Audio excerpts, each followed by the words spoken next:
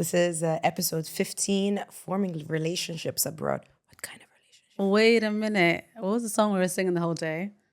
Though I'm hopeful. Yes, I am hopeful for today. Take this music and use it. Let it take you away. And be hopeful, hopeful, and you'll make a way. I know it ain't easy, but that's okay, so be hopeful. Clearly, Manal is a singer. I just like to harmonize out of pocket.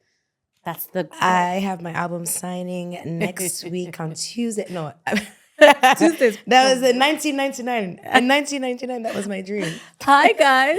Welcome to our podcast. My name is Anisa. And my name is Manal, and you're on the Too Much to Say podcast. Manal, honestly, as we get into like our podcast episodes, I think we should share this with like our listeners. Like, we're just trying to find our feet in life. Right. And I love that we're just figuring it out. And every week you guys get to see us figuring it out. I love it. I love it. And you guys get to see it. You get to experience it with us. You keep giving us feedback, which is amazing. Yes. It feels like you guys really care and you are, being intentional about watching it, and you come back with great pointers. So we appreciate it. Yeah. You know? We love it. We love to see it. So today I wanted to kind of delve into something. Mm-hmm. You know how we live in the UAE? It's like a melting... We live in the UAE. It's like Abu Dhabi, always represent Dubai. But yeah, we live in the UAE, and it's like such a melting pot of people, different nationalities, people coming and going. And Manal and I were having like a conversation a couple of days ago about like how we deal with people coming and going. It's the time of year where we're actually saying goodbye to some people that we love. A few people leaving. And it's just hard. Yeah, because it feels like, and this has been my struggle even since I was younger, I think constantly feeling like it's a transit, everyone's in transit. Yeah, for you especially, because you've lived. Because people come, spend a couple of years, and if I'm lucky, people decide to stay and then move. And so it feels like it's, it's a transit. Yeah. Well, we're going to get into that for the question of the week. But this is our subject of the day. But now, before we get into it, I wanted to have a game. Listen, one thing Anisa will always do is come with the most absurd questions. Yes. Because today's questions, I don't know how we're going to answer them. I hope... Please don't ×2 watching this video. You know who you are. Not the times you've gotta actually watch this video. Okay. Because so I'm like notorious for asking random questions. We know this. If you've been watching, you know. So Manal and I we're talking about like, when you meet people and like you kind of like, you don't know what to say. So I have like the weirdest questions that people will ask when they first meet you. So Manal's got some questions for me. And it's just the most absurd, weird questions. And then I've got some for her. And then we're going to answer it as if we're meeting each other for the first time. And we're not meeting each other for the first time. Alhamdulillah. So, yeah. So do you want to go first or should I go first? I will ask you. Okay. I'm going to take a minute because is it weird? Crazy. Okay. Some of these are crazy. Okay. Anisa, what would you do if you found a dead body in a hotel room? Whose dead body? Girl, does it matter? Who? Yeah. Whose? If it's like scenario. If it's you don't want to know who I was gonna say, but I don't know. That's why I said who. Because if it was specific people, I would close the door and your walk neighbor's wife. My neighbor's wife. I'll close the door and walk out. Would you report it? No. You wouldn't report. It's not my business. No, sis, we have to report it. You'd report it? Of course. So listen, it's not my business. In your hotel room? Oh, in mine? This is your hotel room. I mean, what other hotel room? In my hotel. Did you walk into someone else's hotel room? Yeah, I thought it was like just a random hotel room. In mine, I'm calling the police. I'm calling the whatever. Yes. Because the room is under my name. There's no way. There's no way you're not reporting it. Yeah. She said, I'm not going to report it. She will report it. I thought I walked into it. I just closed the door. No. Okay. Okay, you go. If bald people work in a restaurant, do they still have to wear a hairnet? Yeah. Because no discrimination. Yeah. But they're bold. Yeah. But it's No, a but that's a discrimination. Imagine if you say, if you're bold, you don't get to wear hair. Because I don't want your sweat drops on my food. Yeah, Yeah. it's just discrimination. Yeah. But don't you feel like if they put a hairnet, there'd be more sweat? That's a good one. It would annoy me either way. Mm. Okay. But we should design another one maybe. Okay, next one. Which one would you prefer? Have no nose, but have really good smelling fingers? Or be blind, but have a really nice smile? A nice smile. Thank God. Because imagine you have no nose. Like the nose is like at the center point of your face. You know, being blind, somebody will help me out, but a beautiful smile, yeah. If you have described something as indescribable, haven't you already described it? That's such a question I would ask. Because if you've described it as indescribable, then you can't describe it because it's already indescribable and you don't have the words to describe what was indescribable. And now you have, ladies and gentlemen, a new tongue twister. Yeah. There you go. What is this? I just went, woo. Okay. All right. Which one would you choose? Be alive and alone or about to die with a group of friends? Alive and alone. Are you kidding me? Group of friends? Listen, I'm an Aquarius. We're notorious for running around by ourselves. Just notorious.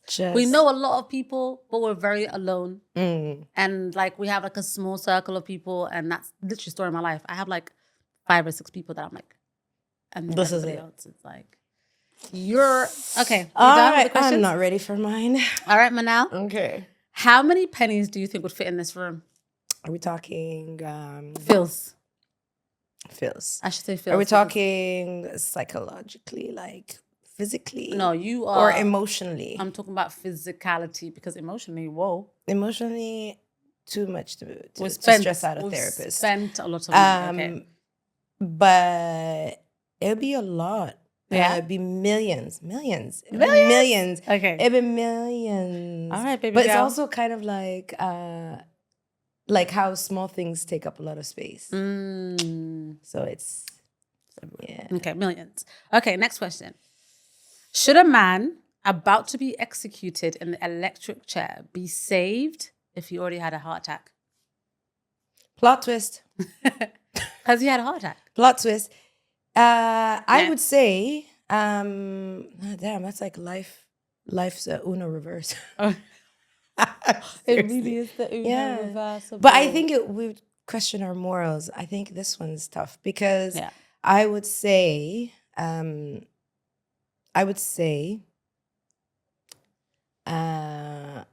him have the heart attack. Let him have the Save heart him. attack. Okay. No, save him. And then put him back on the chair. And then put him back on the chair. Yo, that's cold. Why? You It's saved a him. heart attack. It's not like you're releasing him. He's gonna have a heart attack. Go to the hospital, recover, bring him back on the electric chair. He committed a crime. Committed a crime. Okay. Next one.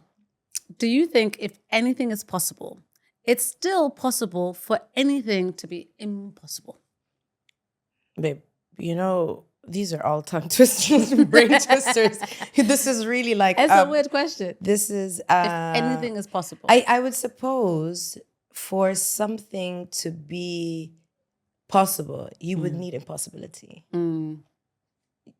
Neither one of them can exist without the other. The contrast itself is kind of like the existence of hope. It's it's like they need each other. Kind of like when you drink tea, you don't know if it's sweet if you haven't tasted it without sugar not being bitter. sweet. Exactly. So That was good. Okay. This is tough, sis. Another one. I've actually wondered about this one. Is it possible to hear someone's iPod while they're running at maximum speed? Nah, they have to be running a party. Because how is that even possible? I find that very difficult. I don't think you can hear it. No. How can you hear maximum speed? Like through the panting? Yeah. Nah. No. Okay. No. Last one. Mm-hmm. I know what you're going to say. Have you ever attempted to swallow toothpaste? If you guys watched some of our previous episodes, you already know my childhood was a special one. I wasn't going to say anything, so I'm happy you said it. My childhood was a special one. So I've definitely been a curious one, but I did not. Okay. I did not. No. I have not attempted to swallow toothpaste. Okay. I She think tried it today. happened one time by accident. Of course, not on purpose. But like, just take the tube. Absolutely. Are you joking? There'll be like a chemical plant. Could you imagine? That'd be a problem. Okay, so we'll go on to our question of the week. That was real cool of like us asking each other weird questions. But before before we go on to the question of the week, has anybody ever approached you and asked you a weird question? Like to get to like first impression, like to get to know you. Has anyone ever come up to you and be like, I'm sure you get more of those. No, I don't, sis. My questions are pretty bland. like no one has ever like asked you like a weird question up front? I think some people ask me like, for example, the oddest question would be, okay, you're Somali, you're born and raised here. Wouldn't you consider yourself Emirati? Like that's the There's the always most that. like, but no awkward, nothing like this. Yeah. Nothing No. like People will this. ask me. Some, of course, maybe during games, like a would you rather question. I would you rather question, obviously, but you're comfortable Would you enough to rather? ask me that. You know me to ask me. Would you rather. Yeah. But What like about I'm you? saying, Have like you first had, impression. Have you had anyone asking my you God. questions? Silliest questions. Such as? Like always, my hair. Is your hair real? No, I remember I went to get a massage. And then the lady was like, ma'am, you know how they tell you, go take your towel, put your da-da-da. Yeah. And then she goes, and then this, just put it on the table. I was like, this what? She goes, ma'am, your hair, just put it on the table. I was like, wow. That was what, like, there's always something. My nose, it was always. Yeah, People, I feel like. Do you think that people ask maybe these questions? I think they're actually really good questions. I feel like in a party where you don't know anyone, if you ask people these questions, I think it maybe gives you an insight on like people, kind of what their process is, or like how they think, or their values. Because some of the questions you asked me, I was like, it really like lets you dig deep. It's a thought-provoking thing. Because we're so accustomed to like asking each other like just random, how was your day? How were you? Imagine if you said, do you swallow toothpaste? Do you swallow toothpaste? Like, hi, you nice get to to know meet each you. other. Yeah, more, I feel like there's such conversation starters. 100%. I love it. So speaking of questions, question of the our week. next question. So what are some creative strategies that you've used to make and maintain friendships while living abroad? And then what challenges have you faced in keeping those connections strong? So just to the listeners, like Manal and I, again, we live abroad, but I was born and raised in London. And I came here at 20. Manal was born and raised here. Just in case anyone's tuning in on this episode. If you're tuning in. So I live in Abu Dhabi. Manal lives in Dubai. And I've been here for the past 14 years. And so it's been an interesting journey. Well, actually, for me, it's been interesting because I moved here just when I turned 20. And like, in like that age in London, like all of my friends were in uni and they were doing all of like the uni thing, making friendships, doing this, starting their career. And I was like in my second year of uni, third year of uni, actually going into my third. And then I had to like move abroad and then like start from scratch. And it wasn't even like the same experience because I was in Abu Dhabi and like Abu Dhabi is far more conservative than Dubai. And that was like a culture shock coming from London, So yeah, I think it was weird. That's really interesting. And I'm always surprised by, like, not surprised, but I see the difference, the similarities and then the difference in experiences between us. Like you said, you've come 14 years ago. If you think about it, really like the most development started in the UAE around that time. And I was born and raised here. The things that we've seen and experienced are the same but different, if that makes sense. I think for me, I went to, I was obviously born and raised here, born in Abu Dhabi, Corniche Hospital, yes. Like most of us. So if you're born in January in 1984... like, I was there in the same space. I was there.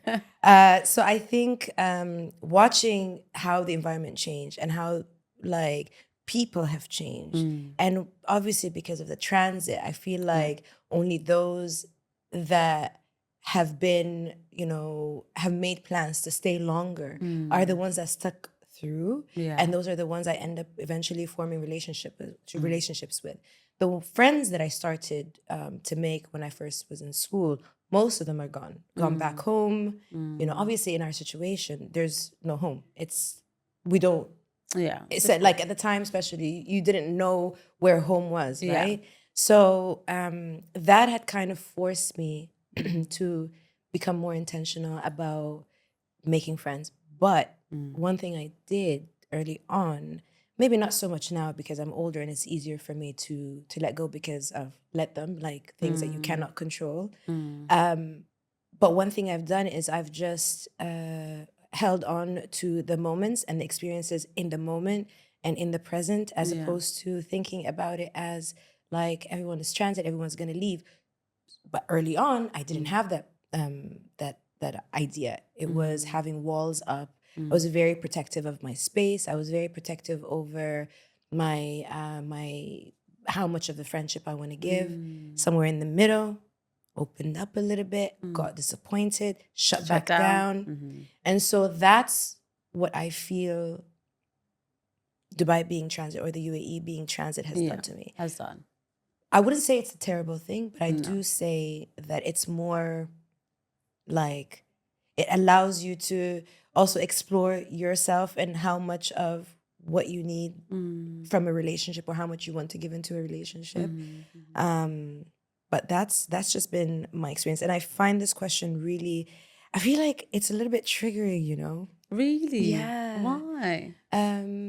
Because I feel like a lot of friendships that I formed, like I could have saved them had I had this in mind, could have done more. You know what I mean? But we didn't know. Yeah.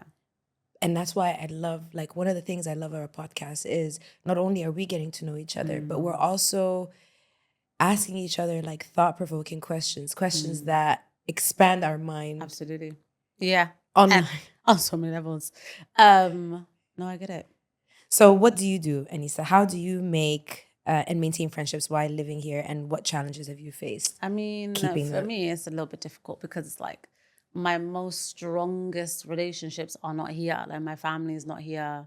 My siblings aren't here. Like my childhood friends, I've literally just got like one left. Like everyone's kind of gone their own way. So it's twofold for me. It's maintaining the friendships back home and the relationships back home, the aunts, the uncles, the nephews, the nieces, everyone. And then still kind of living a life and still kind of being able to like meet people here and grow. I think my biggest issue was like in the beginning, I used to feel guilty and I used to feel like if they see me like having friends and stuff like that, they're going to think I've moved on. And so I was like doing the balancing act a lot.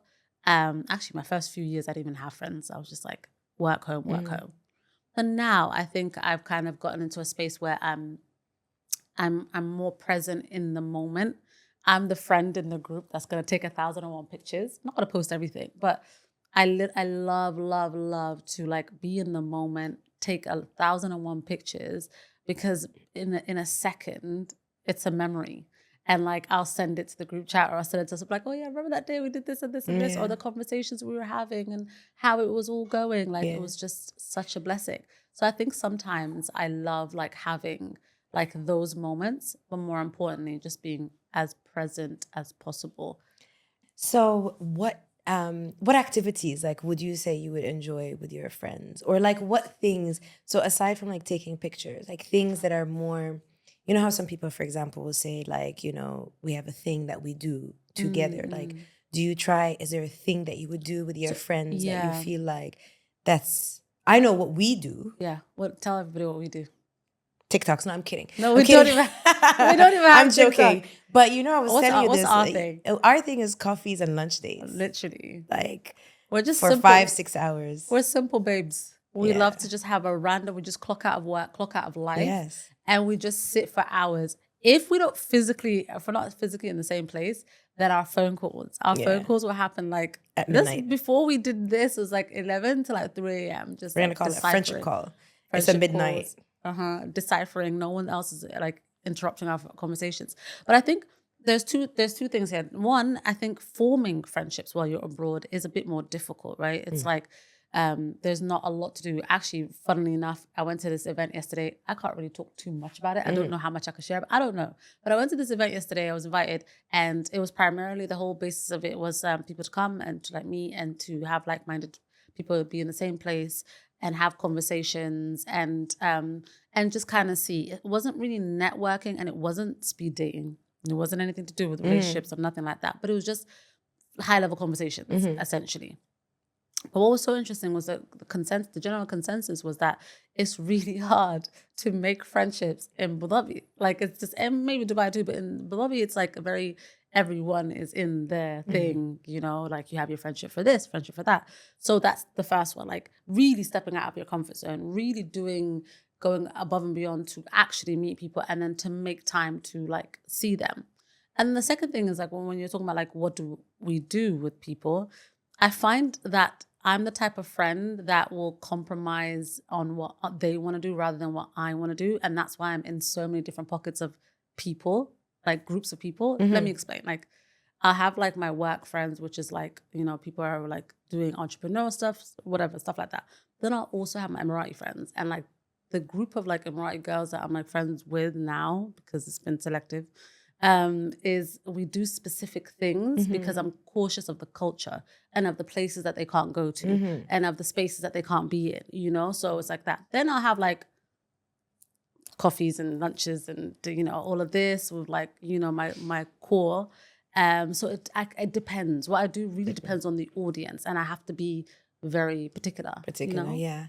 You know, I hear you. I think that's really interesting that you say that, because for me, it's the same, like it's been a system that I've had to kind of like revisit every once in a while. But the one that I feel like, and especially I saw and I felt so deeply last night, and usually around all holidays, whether it's Eid or Ramadan, or, you know, whether you know, some of our friends are celebrating Christmas, or I've noticed the importance of communities, like big communities coming together. And I didn't know that because, again, growing up here, it was, as you said, in Abu Dhabi, it's more difficult. So when we moved from Abu Dhabi to Sharjah to Dubai, there was not only were we moving, but also my friendships, because of different schools, were moving. And the environment was not set up for you to like, oh, I'm going to go to the park to go and play, until we were much older. By then, for girls, it wasn't very common. It was more for guys, where they would, you know, play basketball and things like that. So the idea of community, I feel like I've started to understand and cherish more. And I could see it, and I could even understand why it would be so difficult for any of our friends to leave. Because what the general description of it, especially here in Dubai, has been that it feels more home than home. And even though you have your loved ones, but because in a moment when you're feeling alone, or you don't have someone to celebrate with you, or you don't have someone to celebrate a particular holiday with, you have your community. And because everybody intentionally shows up together, and everybody comes together for that particular, knowing that we are all celebrating it differently, or instead of everybody celebrating it alone, that we do it together. And I'm so grateful. I'm so grateful for that community. I also do different pockets of friends. And I think it's really important to not mix, like not all friends need to be mixed together. Listen. Not all friends. That's something that I learned here. I'm going to get to that. But I feel like different pockets of friends have different purposes. And not to say that these two don't like each other or anything like that. It's really important because it gives your life a balance. You have the friends that you would enjoy coffee time with. You would have friends that you just want to stay at home with and just snuggle up in bed and watch a movie and read a book. You have the friends that you really just want the one-on-one time on the couch. You have the friends that don't require you to talk for a very long time. You could just sit down and do, you know, movies. And then you have the group of friends that want to go out, or they want to have game nights, or just want to have, you know, sound clash, you know, things like that. And I feel like it gives a bit of a balance, and it's important to have a bit of a balance, especially in your friendship circles. Not everybody has to be in the same space all the time, 24/7. It's okay. You've got to let it go. Let it go. You've got to allow each of your friendships to thrive in their own environments. You've got to allow yourself to be 100% yourself in these different friendships. Because what could often happen is there are people that maybe if they were outside, they wouldn't have met if it wasn't for you. If it was, there's bare friendships right now that are happening because of me. So we know. Yeah. So it's really important. And I think like I said, this question honestly has been one of those questions that really had us, I think. Yeah, we were kind of like back and forth about this, but just for some context, like we have a dear friend of ours who's leaving, and I'm not even processing it. I just, every time I think about it, I'm like, no. But it's bittersweet because this is literally what happens. We come here and like you meet people, and then like, you know, their time here is up, whether it's their job, whether they decide to move somewhere else, whether they get married. You know, it could be so many different reasons. Yeah.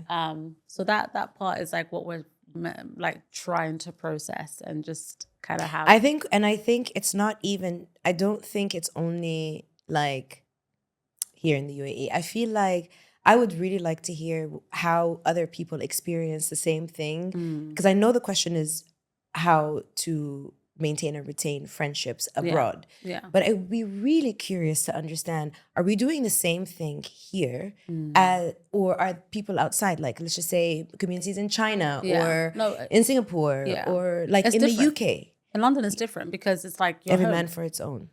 Your home, yeah, and like your friendship from like your first of all, it starts in your neighborhood, who you grew up around, the school you go to, or your education. Normally, like even now, like my friends back home are my friends because they're the ones I went to school with. You know, like went to primary, high school, whatever. So it's like that, or then it's your family, your cousins, it's your community, it's home. And you have that, but here's so different. The ecosystem here is so different. And again, the UAE is a growing country. It's a melting pot of a lot of cultures. You know something? And I also think I love being like here, and I love the friendships that we formed, because you also notice we're all from such different backgrounds. Literally. And different environments and different, like, everybody has a different social etiquette, different, you know, understanding of what friendship is, what being outside would be, and everybody comes together and everybody kind of meets in this like middle ground, and everybody's learning each other. And I feel like if you've lived here long enough, you can travel and live anywhere. Literally, I agree. 100%. You can go anywhere and just be like, right, where do we begin? I agree. You know what my hot take is? My hot take is I believe making connections is important. What I don't like and I don't believe is fruitful is if you're making connection with people simply for a purpose. You might need them for this, to be able to utilize their connections. I think if you start a connection off like that with the intention to gain something, I think that's kind of a form of betrayal. I don't really like when people do that. I also think that, like, again, it's transitionary, right? So it's like I might have met you randomly in a meeting and be like, oh, let's connect, whatever, right? But then it's the purposeful.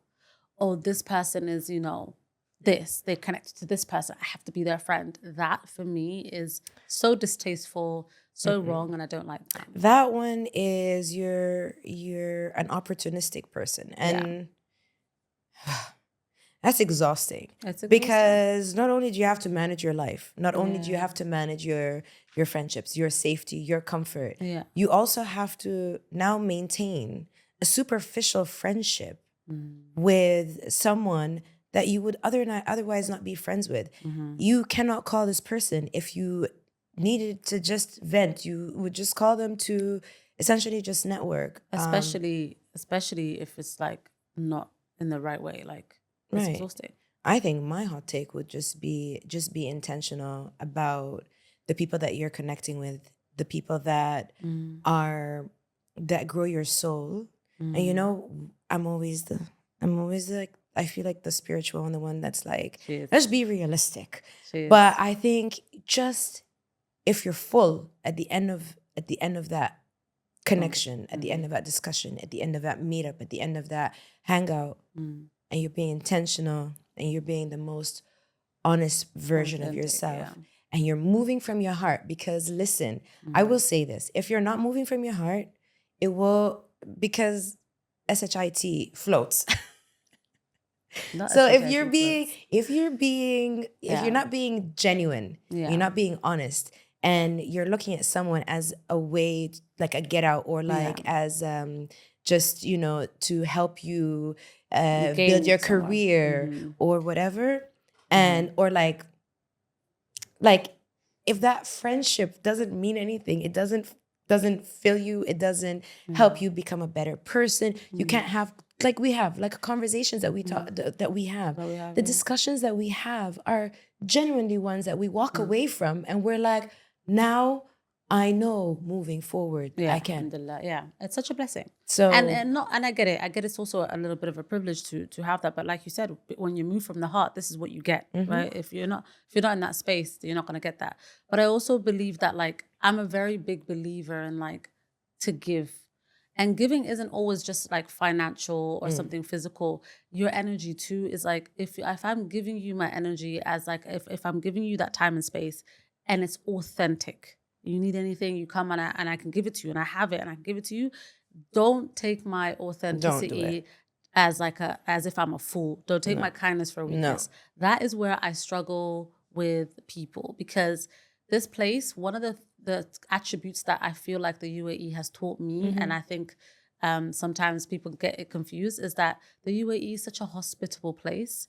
I'm around a lot of people who just, mashallah, like welcome me into their homes, and they give and they give. And naturally, I found myself becoming that. And so like when you meet me for the first time, and like mathalan, if we go out to dinner and I pay the bill, and like, you know, it's just, it's a thing that we've picked up here. Now, that does not mean I'm an idiot or I'm a fool or you can use me or you can do all of that. No, it just, I believe if you give, Allah will give you too. Your ni'am, your rizq is min Allah. It's not from people. I will say I 100% agree with that. And it's also just set boundaries. It's okay. Like if you feel like if you're saying, for example, you'll go out and, you know, if shouldn't be transactional, but I think that it would, I lost my train of thought. Great. Great, guys. You're witnessing live. No, okay, let's have a... I know, I love listen, how you did we're that. ready for the dilemma. Okay, just to wrap up the question of the week. What would be like 2 tips you'd give someone who's lived here or is moving abroad, and how they can make friendships? Like, okay, one tip, one hot take. My God, oh my God, I have an actual live example. So a friend of mine recommended a friend to me that was newly moving into the country. So we got in touch. She messaged me. She was like, hi, my name is so-and-so. We have to talk about that. But she was like, hi, my name is so-and-so. You know, gave me a bit of a background. I love the message she sent. I responded. I was like, first of all, I love your message. Yeah. How soon are you going to get here? And just I'm going to keep it very brief. She eventually came, and we met a couple of weeks into her being here. We met up, you know, she came out to the house and we had a lovely conversation. Immediately we clicked. I love my thing. So going back to the 2 points, is there's always someone that knows someone. So see someone you trust, reach out to them and ask. A lot of the times we're too proud to be like, hey, by the way, I'm going to so-and-so. Do you know anyone, or can you recommend anything? If they don't have it, that's a different case. But if they do have someone that is, you know, in the country, you could potentially land into someone that is trustworthy, comes from a background where you can hold someone accountable for meeting that person. So I would say ask, make sure you have the right people in your environment to ask. And that means you've been already working on your surroundings. And the other would be, don't be afraid to go into different networking groups, depending on what your interests are. If you're more career-driven, go into career-driven networks. If you're into fitness, go fitness communities. If you're more social, go into social communities. There's something for everyone here in the UAE. Absolutely. So those would be my 2 takes. You said it. I think that's incredible. Literally, those 2 points are what I would have said. Like, you can literally do that and you're going to be good. My only final thing that I would say about this is like, it's really important to maintain connections. I think we're also busy. I've been guilty about it the last couple of weeks. I've just been running around and I've been dealing with this like level of guilt where I'm like, I haven't checked in. Like even Hoya was like, are you alive? She got to a point where she just like, I'm just messaging to see, are you okay? But I think in this day and age, because everybody's on social media and people are posting, and because somebody posts, you think they're okay because they posted a story, that still check in. maintain connections with people in real time. Yesterday was 2 of my friends' birthdays. One lives in America, the other one is in London. And I called them to say happy birthday. Didn't post it on social media, didn't do any of that. Called both of them early hours in the morning. And they were like, thank you, blah, blah, blah. And then in the evening, my friend from America, he was like, Anisa, like the fact that you picked up the phone and you called meant so much to me, because the first message I woke up to was somebody posting on Instagram, happy birthday, before they wished it to me on their story. And I was like, you know what? That's just so prevalent in today, because we feel like you can connect with people if they're fine. You've seen on social media, they posted, they're fine. No, if you have made a connection, maintain it. Actually make an effort, check in, even text to be like, I'm so sorry. Like, yeah, it's busy. we talked about that even in the last time. It's like, yeah, we understand that we all have. The thing is, we all have busy schedules. We all have things that we're constantly doing and juggling and life. Yeah. And even thinking of you or can't respond now, I'll respond later. Or I'll respond later is a big deal. Even if you find yourself like at 2 a.m. and that's the only time you have, send that message. Yeah.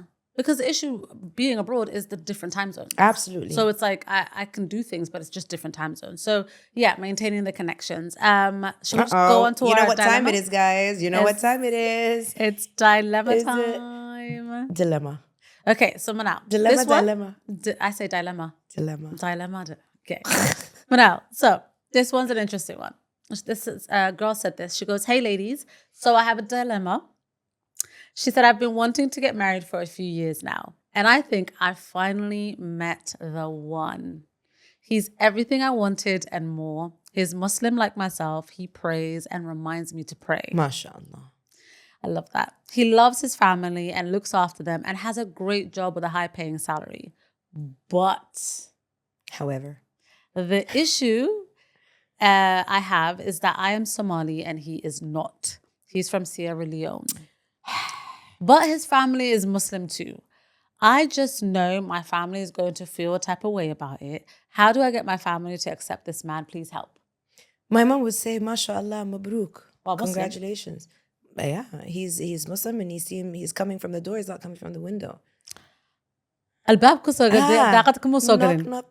He came through the door, not the window. And also, please, it's 2025. If you're a Somali community, Somali family, Somali auntie, Somali mom, anybody. And if you are, even if you're not Somali, if you're from a different background, and you are completely against a specific national, and we know a story where, that was a big struggle. Stop it. It's 2025. As long as there's someone that equally shares the same love, that loves your child, your son or your daughter, and they care for them and they love them and they want to take care of them and have a family with them. Yeah. Don't get in the way. I agree. Hoy would say, because that's the first thing. Fear God, right? So if somebody's praying and then they're reminding you to pray is something good. And she would say, like, to be honest, my mom, I can't speak for all moms, would have an issue. She's one of the people that would have an issue if he's not, whatever. But the conversations I've had with her lately, I just said to her mom, we're living in such a diverse world, and it's not going to be the simple, I'm going to marry a Somali guy, because that's not feasible as it was in their time. They were in their communities. And I had a very interesting conversation with Hoya, because I do this thing where I like randomly will send my mom a screenshot of my DMs just so she knows that there's actual trolls in the world. And like, I'll send her my DMs. I'm like, Mama, look, these are what people are saying. There's no hishod. Some of them are married. Like just nonsense. The reason why I do that is so that my mom is aware, like her daughter is abroad. I am not in Somalia. I'm not in my clan. I'm not with my qabil. Like, I'm not in that situation. So as much as I want someone who's khair for me, and I want somebody who is, gonna be like, my husband in the best way, it's two battles that we're fighting. One is the importance of somebody who has the deen, which is far more important for me. The religion is far more important for me than anything else. And then the second thing is the culture. So I would rather I have someone who I have the deen with and not have to teach them the culture, then someone is like, okay, just marry for the culture, but then I'm not happy and the deen isn't always the best. Like, it's such a double-edged sword, and it's annoying because if this man, that this woman has come and he's serious about marrying her, and he's just, the only issue is that he's from Sierra Leone, I think we need to have way more conversations in our community. You know about what? stuff like this. I also feel like we don't give our parents enough credit. And it's so interesting because day before yesterday, I was having that conversation with a few friends that were over. And I was saying how much my mom has transformed and how much of like her ideologies or things that she grew up on, she has really adapted so well to things like my different kinds of friends, to the people that I would potentially like want to build a future with, or you know what I mean, or someone that I'm talking to with the idea of like dating, or do you know what I mean? And I'm sure some of these things don't make her feel comfortable. Absolutely. But what she does, but what she does is, I think she speaks to herself and she's opened up so much. The kind of friends that I've had, or the kind of relationships that I've had, I don't think my mom maybe 10 years ago would have accepted it. She would never, I don't think my mom would have accepted it. And today she's showing so much change. She is more accepting of things like that. And I think it's time. I think for all of us, God created us.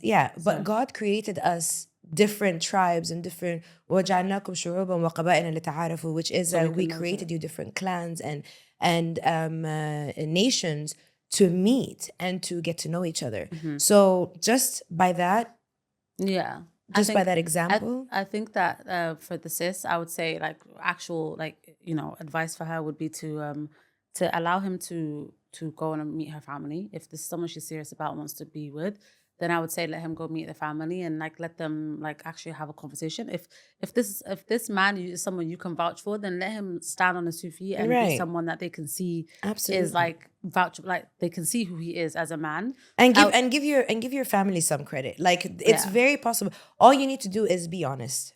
Just kind of like what you said about sharing your DMs with your mom. It's a way for you to connect. Also being abroad, sharing and connecting with your mom because you're not with her every day. I think she just expects the most craziest out of me, to be honest, because I'm the black sheep of the family. But you're doing great for yourself. I hope so. But not everybody's the same. So I would say to sis, definitely let him meet the family. Definitely pray on it. I always say you gotta pray about it. You can either worry about it or you can pray about it, but you can't do both. All the time. Either worry about it or pray about it. You can't do both. Every time I think about that, I'm like, okay, go pray. So that would be what I would say to sis. And also I think the other biggest thing is like life is changing, times are changing. The important thing that our parents are probably just trying to keep it for us, which I think I am worried about a little bit, is Dakan Kana and Deen Tana. Our culture and our religion. Dakan Kana in the way of like like I try so hard to speak as much Somali as I can because I'm afraid I'm gonna lose it, and that's their fear when you marry outside of the Dakan, because like Somali know the Kalumaya, and I'm like, I don't want that, right? But it's upon us to go back to the homeland and to teach our children and to pass that on. And then Dinta is also very important because at the same time it's like you don't want to lose that. Like regardless of how far we go, to have that rope to Allah is so important, and I don't ever want to lose that. And so as long as you've got the deen part, like as your foundation, I think everything will be khair. I think for me, the two suggestions or the advice, the piece of advice I would give is don't underestimate your family and your parents. An open conversation is always the best way to go. Bite the bullet. I know at first there's a lot of anxiety and there's a lot of fear and there's like this idea that maybe things are not going to work out and it's not going to end up moving. But there's also another side of it. What if they surprise you? What if they say, oh, mashallah, but you won't know unless you actually try it. Because don't come aggressive. And the other thing is, don't go into the discussion aggressive, defensive. Let your guard down, be absolutely honest, be absolutely transparent about what you and your future partner are going to, what your life is going to look like. A lot of the times what our families want is a little bit of comfort. They want comfort, they want stability. Do you know what? Maybe if you see that there are certain things that he's missing that your parents are looking for, For example, get some flowers. Maybe your mom likes something. Maybe your dad likes something. Get him, to learn the ways into their heart, because that's really what it is. But don't be afraid to take the chance. There's no boundaries. Like, I'm tired. If you're a Somali family watching this, please check in. It's 2025. At this point, and I mean, at the end of the day, love is blind. Love is not blind. It is not blind. Oh no, love can't be blind. That's just I don't know. But my experience shows that love was blind. What? Yeah, okay. Alaf kada, which in Somali it's like whatever's meant for you is for you. What's alaf in English? Alaf, your destiny. Destiny. Whoever you're destined to be. Your with, fate, your destiny. Yes, and so. Thank you guys so much for this episode. I don't know why I jumped into thank you, but like I wanted to say, like, I like this conversation for us. I think it was a dope conversation. And I just and there is one thing about the one thing that we want to also explain about the dilemmas. And sometimes you might feel like it's very Somali centered. You don't have enough of our stories. You don't hear enough of our struggles. You don't hear enough of what we have to deal with culturally. You see the versions of us that have had to either water down for you to accept us, or you see versions of us that we cannot share because you will look sideways at us, because in your cultures, in your backgrounds, some of the things that we have to like fight are they're so heavy, and there's a lot. So this is not, we don't share these dilemmas because we only want it for our Somali audience or whatever. No, there's no discrimination there. It is purely because we want you to understand the things that we really have to deal with. So when we meet someone, what our brain is thinking, where it's going, how far it's going, cut us some slack. Please. Yeah, and understand that it's not, don't take it personally. And if this someone from the future is going to end up watching this video back. Not for the madam. Yes. Come back here to this episode, episode 15. Yes. And I tell everybody to watch our podcast. Yeah, give us some grace. Give us, go check it out. Get to know us. Yeah, get to know us. Get to know us. Yeah. But on that note, this was great. Yeah. I love this episode. This was cool. Yeah. I just wanted to give a shout out to everybody for watching. Don't forget to comment, like, and subscribe, because we're needing the subscription, please. Yes. Thank you for that, Bacho. I really want us to get to 10K by the end of June. Inshallah. So road to 10K, inshallah. Subscribers on the YouTube. Yes. And thank you guys so much for watching. Thank you guys. Thank you for the constant support, the feedback, the ideas, the everything. Right. Thank you for taking the time to watch us and, take time from your day to listen in, tune in. We love it. And there's it.